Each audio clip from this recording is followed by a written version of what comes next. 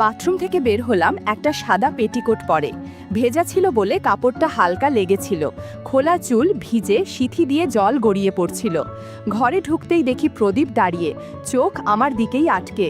ও বলল, যদি হাতাকাটা লাল ব্লাউজটা পরে আসতেন তাহলে রাতটা অন্যরকম যেত।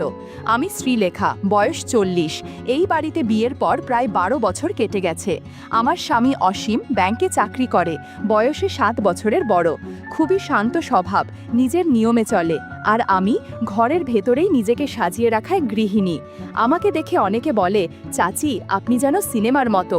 শুনে হেসে বলি, আরে সিনেমা তো আমি ভালো করে দেখতেই পারি না, কিন্তু মনে মনে একটু খুশি হই। আসলে এখনও নিজেকে সময় দিই, একটু শাড়ি আটশাট পরি, লাল ব্লাউজে গায়ের রংটা যেন একটু বেশি ঝলমল করে ওঠে। আয়নায় নিজেকে দেখলে মনে হয়, কে বলবে আমি 38। আমার গড়নটা একটু মসৃণ, কোমরের কাছে ভর আছে, ওপরের দিকটা বেশ টান টান। সিথিতে একটু রঙিন সিঁদুর, ঠোঁটে হালকা লিপস্টিক। এইভাবেই দিনটা শুরু করি, ঘর মোছা, ঠান্ডা পানিতে মুখ ধোয়া আর চায়ের গন্ধে। আমাদের সংসার মোটামুটি, ঝগড়া হয় না, হাসিও তেমন নেই। অসীম খেয়াল রাখে ঠিকই, কিন্তু তার মাঝে সেই আগুনটা নেই। সব কিছু ঠিকঠাক, কিন্তু মনটা মাঝে মাঝে ফাঁকা ফাঁকা লাগে। আমাদের একটাই ছেলে প্রদীপ, এখন বোর্ডিংয়ে পড়ে, 3 মাসে একবার বাড়ি আসে। ও এলে বাড়িটা যেন আবার বেঁচে ওঠে, কিন্তু বেশি দিন থাকে না। এদিকে অসীমেই পায়ের সমস্যাটা হঠাৎ করে বেড়ে গেল। ডাক্তার বলেছে অপারেশন করতে হবে, তাইও ঠিক করলো চেন্নাই যাবে। কয়েকদিনের জন্য বাড়িতে আমি একা পড়ে যাব, নিঃশব্দে। একটু ভয় লাগছিল, আমি একা থাকাটা ঠিক পারি না। অসীম তাই ফোন করলো ওর ভাইয়ের ছেলেকে প্রদীপকে, বলল, কদিন মামার বাড়ি থেকে যা, চাচি একা থাকবে। ছেলেটা এখন ভার্সিটিতে পড়ে, ভদ্র শান্ত আর পড়ালেখায়ও ভালো। আমি ওকে অনেক বছর আগে দেখেছিলাম, তখন ক্লাস 9-এ ছিল। এখন নিশ্চয়ই অনেক বদলেছে। অসীম যাওয়ার একদিন আগেই বলল, প্রদীপ কালকে দুপুরে চলে আসবে।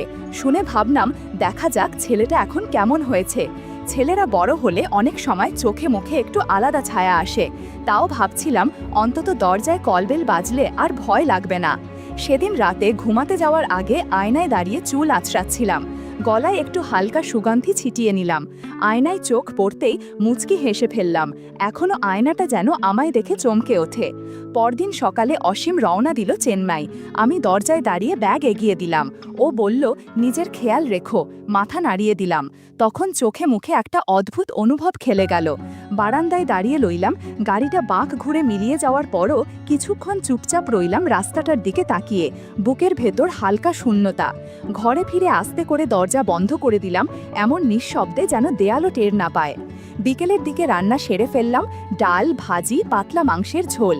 খাওয়ার সময় কেউ পাশে থাকলে মনটা জমে, না হলে নিজের পাশে একা বসে খেতে যেন ঠিক মন চায় না। দুপুর 2টো নাগাদ ডোরবেলটা বাজলো, বুকটা একটু ধক করে উঠল। আঁচলে হাত মুছতে মুছতে দরজার দিকে এগোলাম। দরজা খুলতেই সামনে দাঁড়িয়ে এক লম্বা গরমদার তরুণ, চোখে কালো ফ্রেমের চশমা, গায়ে সাদা টি-শার্ট, আর সেই চেনা হাসিটা। একটা নরম গলা, কিন্তু তার ভেতরে যেন আরেকটা সুর। ওমা, প্রদীপ, এত বড় হয়ে গেছো। দরজাটা পুরো খুলে দিলাম। ওর মুখে লাজুক হাসি, চোখটা আমার দিকেই আটকে। ও ঘরে ঢুকে বসলো। আমি ওর সামনে এক গ্লাস জল এগিয়ে দিলাম।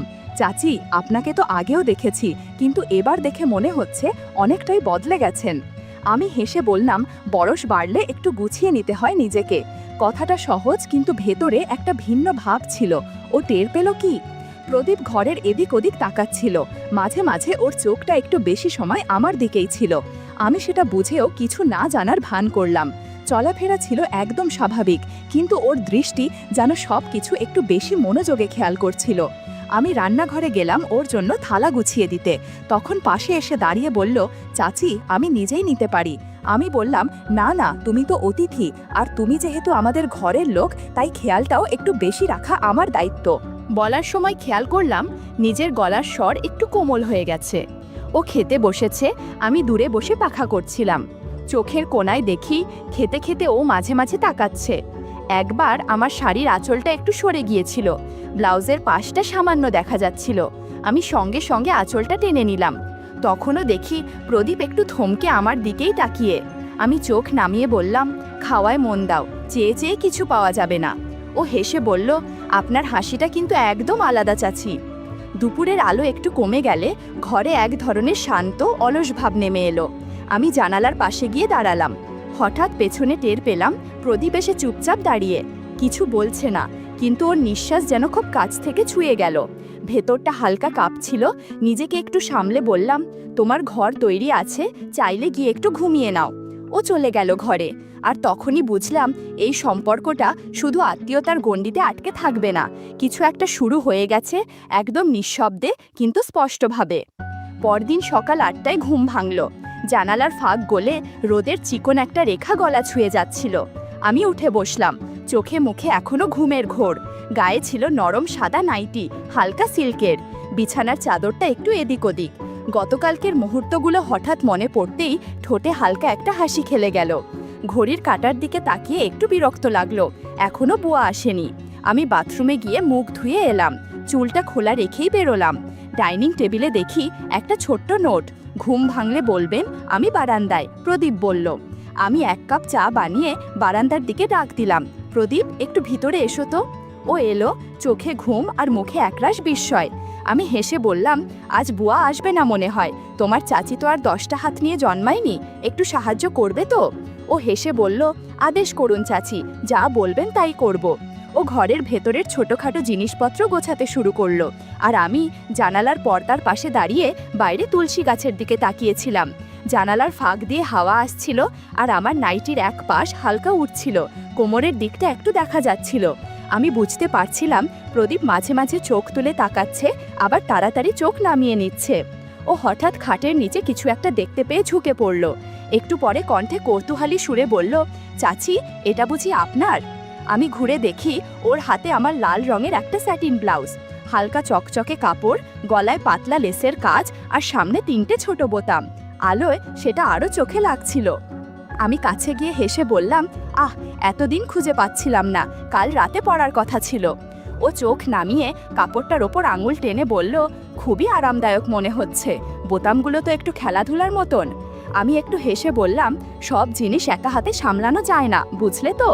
ওর চাহনিতে তখন কিছু একটা ছিল যা বলা না হলেও অনুভব করা যাচ্ছিল। আমি ব্লাউজটা নিয়ে নিলাম ওর হাত থেকে, বললাম, তোমার চাচির জিনিস নিয়ে অত মনোযোগ দিলে চলবে না কিন্তু।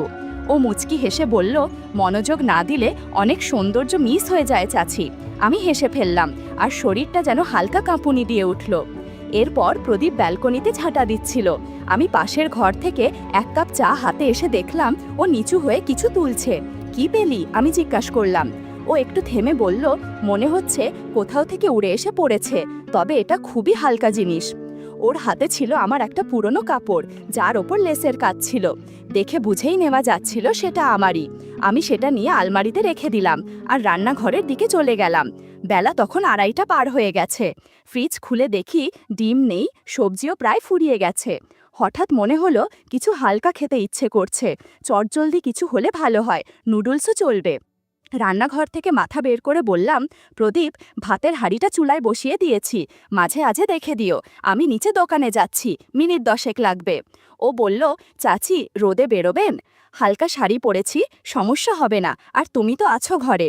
লাল পাতলা শিফনের শাড়িটা কোমরে গুছিয়ে নিলাম, আর ব্লাউজটা ছিল স্লিভলেস। দরজা দিয়ে বেরোতেই বুঝলাম প্রদীপ একবার চোখ তুলে তাকিয়েছে। দোকানে গিয়ে দেখি দোকানদার আগের মতোই হাফহাতা গেঞ্জি আর গামছা কাঁধে। আমাকে দেখে ওর মুখে চেনা হাসি, কিন্তু চোখে যেন অন্যরকম মনোযোগ। বৌদি, এই রোদে কি চান? আমি হেসে বললাম, এই রোদেই তো পুরনো হাড় গলে যায়, আমি তো একেবারে নতুন। আমি একটা লুডুসের প্যাকেট চাইলাম। হালকা হাসির আদান প্রদান চলছিল। তোমার দোকানে তেল মশলার চেয়ে গরম যেন বেশি লাগে, বললাম। সে কানে গামছা ঠেকিয়ে বলল, সবসময় না, তবে কেউ কেউ এলে দোকানটাও গরম হয়ে যায়। আমি একটু হেসে বললাম, তোমার কথার মধ্যে আগুন লুকিয়ে থাকে দেখি।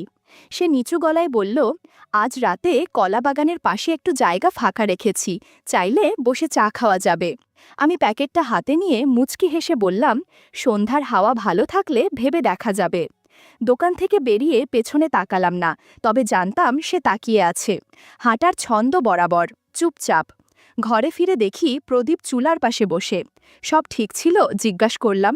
সে মাথা নাড়ল, কিন্তু চোখে যেন অন্য কিছু খুঁজছিল। আমি রান্নাঘরে গিয়ে গ্যাস জ্বালালাম। নুডলস রান্না হয়ে গেলে চুলা বন্ধ করলাম। পছন্দের সেই ঘ্রাণ ছড়িয়ে গেল ঘর জুড়ে। তবে খিদেটা আজ পেটের থেকে যেন মনে বেশি ছিল। ঘরের ভেতর প্রদীপ ফোনে ব্যস্ত, কিন্তু চোখ মাঝে মাঝে আমার দিকেই ঘুরছিল। রান্না করে ঘামার কারণে শাড়িটা গায়ে লেগেছিল, আর ব্লাউজটা যেন একটু বেশি টান ছিল পিঠের দিকে। গলার কাছটাও ভিজেছিল। আমি চুল সরিয়ে হালকা বাতাস খেতে লাগলাম। প্রদীপ তখন তাকিয়েছিল, চোখে কোনো প্রশ্ন ছিল না, শুধু স্থির দৃষ্টি। তুমি বসো, আমি একটু স্নান করে নিই, মাথার ভেতরটা গরম হয়ে গেছে। ও মাথা নাড়ল। বাথরুমে ঢুকে শাওয়ার ছেড়ে দিলাম।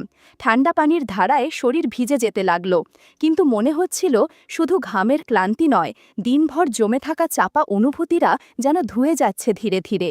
বাথরুম থেকে বেরিয়ে এলাম সাদা ঘরের পোশাকে, ভেজা চুল খোলা, সিথি দিয়ে পানি পড়ছে নিচে। ঘরে ঢুকতেই দেখি প্রদীপ দাঁড়িয়ে, চোখে একরকম নীরব প্রশ্ন। কিছু একটা বদলে যাচ্ছে বুঝতে পারছিলাম, কথা না বললেও চোখের ভাষা অনেক কিছু বলছে। আমি হালকা গলায় বললাম, এই গরমে মানুষকে চিনে ফেলা যায়, কে কি দেখে আর কি লুকায়। ও কিছু বলল না, শুধু মাথা নিচু করল, যেন কিছু ভুল করেছে। কিন্তু আমি বুঝলাম এটা দেখার চেয়ে অনেক গভীর কিছু। ঘরের আয়নার পাশে দাঁড়িয়ে চুল মুছছিলাম। আয়নায় ওর ছায়া দেখা যাচ্ছিল। নিজের দৃষ্টিতে নিজেকেই যেন নতুন করে দেখলাম। শ্রীলেখা যেন আর আগের মতো নেই। রাতের খাবার শেষে প্রদীপ বলল, চাচি, আজ একটু আগে ঘুমোতে পারি? আমি মাথা নাড়লাম। যাও, কাল সকালে আবার কাজ আছে। তার চোখে ছিল একরকম বোঝা, যা দিনের মধ্যে জমেছিল কিন্তু বলা হয়নি। সেই রাতে আমি চুপ করে থাকলাম না। আয়নার সামনে দাঁড়িয়ে শাড়ি পরলাম। মাটিরঙা পাতলা একটা শাড়ি, হালকা সাজ। নিঃশব্দে দরজার ছিটকিনি খুলে নিচে নামলাম। বাড়ির পেছনে পুরনো কলা বাগানটা প্রায় নির্জন, সেদিকে হেঁটে গেলাম। সেখানে দোকানদার দাঁড়িয়েছিল, চেনা মুখ, কিন্তু চোখে অন্যরকম আত্মবিশ্বাস। আমি কাছে গেলাম। সে বলল, আপনার আসার খবর জানলে দুপুরের রোদও সহজ হয়ে যেত। আমি বললাম, রাতের হাওয়া তো এখন বেশ ঠান্ডা, তবুও আপনি এলে সব গরম হয়ে যায়। আমরা পাশাপাশি বসলাম, চুপচাপ। পাতার আওয়াজ, হালকা বাতাস আর দূরের কোনো কুকুরের ডাক, সব মিলিয়ে ঘোরের মতো একটা আবহ তৈরি হলো। মনে হচ্ছিল আজকের রাতটা আলাদা। ঠিক তখনই দূরে একটা ছায়া নড়ল। বুঝলাম সেটা প্রদীপ। হয়তো দরজার শব্দে ঘুম ভেঙেছে। ও দাঁড়িয়ে রইল গাছের আড়ালে। আমি দেখেও না দেখার ভান করলাম। দোকানদার আমার দিকে হেলে বলল, ভাবিনি আপনি এভাবে আসবেন, আপনি তো শুধু দেখার জন্য নন। আমি হালকা হেসে প্রদীপের দিকে একবার তাকালাম। ও দেখছিল, চুপচাপ। আমি বুঝলাম এই রাতটা আমার নিজের মতো। ঘণ্টাখানেক পর ফিরে এলাম। পা টিপে টিপে ঘরে ঢুকে শাড়িটা নামিয়ে চেয়ারে রাখলাম। তারপর সোজা বিছানায় গা এলিয়ে দিলাম। চোখ বন্ধ করেও ভাবছিলাম প্রদীপ সব দেখেছে। এখন ওকে কিভাবে সামলাবো? যদি মুখ খুলে ফেলে? তবে আমি জানতাম ওর ভেতর কিছু একটা জন্ম নিয়েছে, আর আমি চাই ধীরে ধীরে সেটা যেন আমার অভ্যাস হয়ে যায়। ওর চোখে আমি যেন এক বিকেলের না ফুরনো আলোর মতো থেকে যাই। সকালে উঠে দেখি জানালার ফাঁক দিয়ে রোদ আসছে ধীরে ধীরে। হালকা ঠান্ডা বাতাস, কিন্তু ঘরের ভেতর একরকম অন্যরকম গরম লাগছিল, যা শুধু তাপমাত্রা দিয়ে বোঝা যায় না, বোঝা যায় চোখের ভাষায়, নিঃশব্দ স্পর্শে। আমি রান্নাঘরে গিয়েই চায়ের জল বসালাম। সঙ্গে দুটো টোস্ট গরম করতে দিতে দিতে পেছনে ঘুরে দেখি প্রদীপ টেবিলে বসে আছে। একগাল থেমে থাকা মুখ, কিন্তু চোখে সেই হালকা ঝাঁঝ এখনো টিকে আছে। ঘুম হয়েছে তো? আমি জিজ্ঞাসা করলাম। মাথা নিচু করে চায়ের কাপড় সামনে রাখলাম। ও একবার মুখ তুলে তাকাল, তারপর ধীরে বলল, আপনি তো মনে হয় ঘুমোননি। আমি হেসে বললাম, সবাই তো একরকম ঘুমায় না প্রদীপ। কারো ঘুম শরীর থেকে আসে, কারো মন থেকে, আর মন যদি চঞ্চল থাকে ঘুম আসে না। ও চায়ের কাপে চুমুক দিয়ে আমার দিকে তাকাল। গতকাল আপনাকে বাইরে যেতে দেখেছিলাম। তার কণ্ঠ মৃদু কিন্তু স্পষ্ট। আমি এক মুহূর্ত চুপ করে তার চোখে তাকালাম। তারপর বললাম, দেখেছো বলেই বলছো, নাকি অন্য কিছু মনে করেছো? প্রদীপ থমকে গিয়ে বলল, ভেবেছি, মিথ্যে বলবো না। আমি হালকা হাসলাম।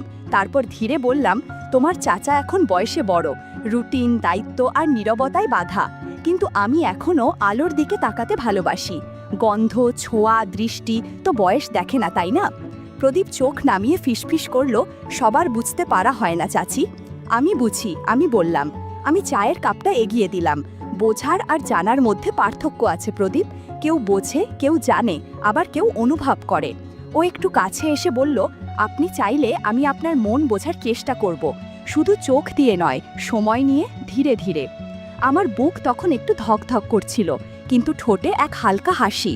আমি বললাম, যে রাস্তা তুমি নিতে চাও সেটা সহজ নয়, তবে সাহস থাকলে আমি পথ দেখাবো। সেই সকালে আমরা নাস্তা করছিলাম। টোস্ট আর চায়ের বাইরেও চোখে, নিঃশ্বাসে, শরীরের নরম হাওয়ায় একটা ভাব আদান প্রদান হচ্ছিল। আজ বুঝেছি প্রদীপ শুধু দেখেই না, অনুভব করতেও জানে। এক সপ্তাহ যেন হাওয়ার মতো কেটে গেছে। প্রদীপ যখন ঘরে থাকে তখন একটা টান টান ভাব চোখে পড়ে। হাত ছোঁয়ার সময় শিরায় শিরায় একটা আলাদা অনুভূতি বয়ে যায়। একদিন সকালে কল বেল বাজল। দরজা খুলতেই দেখি অসীম দাঁড়িয়ে, হাতের কাছে হ্যান্ড লাগেজ, ক্লান্ত মুখে হালকা হাসি। সব কিছু ভালোই হয়েছে, ও বলল। আমি মাথা নেড়ে জানালাম, তাই তো দেখছি। ওর মুখ দেখে বুঝতে পারছি এখন অনেক বেশি শান্ত ও ফুরফুরে অনুভব করছে। অসীম ফিরে এলেও ঘরের বাতাস আগের মতো লাগছিল না। আমি সাজানো বিছানায় বালিশ ঠিক করছিলাম, চোখে যেন মাঝে মাঝে প্রদীপের মুখ ভেসে উঠত। বিকেলে প্রদীপ আর অসীমের কথা হলো, বাড়ির খোঁজখবর নিল। সন্ধ্যা নামতেই অসীম একটু উৎসাহ নিয়ে বলল, আজ রাতটা একটু অন্যরকম হোক, অনেক দিন তো দূরে ছিলাম। আমি চুপচাপ মাথা নেড়ে বললাম না কিছু। সেই রাতে ওর স্পর্শ পেলাম ঠিকই, কিন্তু আমার মনে কিছু স্পর্শ পেল না। অসীম পাশে থাকলেও মন ছিল অন্য কোথাও। রাত প্রায় 12টা বাজে গেছে, অসীম ঘুমিয়ে গেছে। আমি ধীরে উঠে দরজা খুলে বাইরে এলাম। ঘরের নিস্তব্ধতা ফেলে সোজা ড্রয়িং রুমের পাশের গেস্ট রুমে প্রদীপের ঘরে গেলাম। ও দরজা খুলেই আমার দিকে তাকাল। চোখে কোনো প্রশ্ন ছিল না, শুধু এক ধরনের বোঝাপড়া, যেন অনেক আগেই জানতো আমি আসব। দরজার পাশে দাঁড়িয়ে বললাম, এই পোশাকেই ঠিক আছে? প্রদীপ হালকা হাসি নিয়ে বলল, যদি আপনি লাল ব্লাউজটা পরতেন বা সেই দিন ব্যালকনিতে পাওয়া সেটাটা, তাহলে হয়তো রাতটা অনেক দিনের জন্য মনে থাকবে। আমি চোখ নামিয়ে বললাম, তুমি যা বলো আমি তাই করব আজ। পরে ধীরে ধীরে ফিরে গিয়ে ব্লাউজটা পরে এলাম। চোখে হালকা কাজল, ঠোঁটে একটু লিপস্টিক আর হালকা সুগন্ধি লাগালাম। তারপর আবার প্রদীপের ঘরে ঢুকলাম। সেই রাতটা ছিল একেবারে আলাদা। কোনো বেশি কথা ছিল না, শুধু এক গভীর বোঝাপড়া। বুঝলাম আমার প্রতিটি অনুভূতি, ইচ্ছা কেউ সত্যিই বুঝতে শুরু করেছে। ভোরে উঠে দেখি প্রদীপ ব্যাগ গোছাচ্ছে। বলল, চাচা ফিরেছেন, এখন আমাকে যেতে হবে। আমি বললাম, সব কিছু ঠিক থাকবে তো? ও ফিরে তাকিয়ে বলল, আপনিই তো শিখিয়েছেন কিভাবে অভ্যাস তৈরি করতে হয়। আমি আস্তে বললাম, যেটা স্বামী বুঝতে পারেনি সেটা তোমার কাছেই পেয়েছি।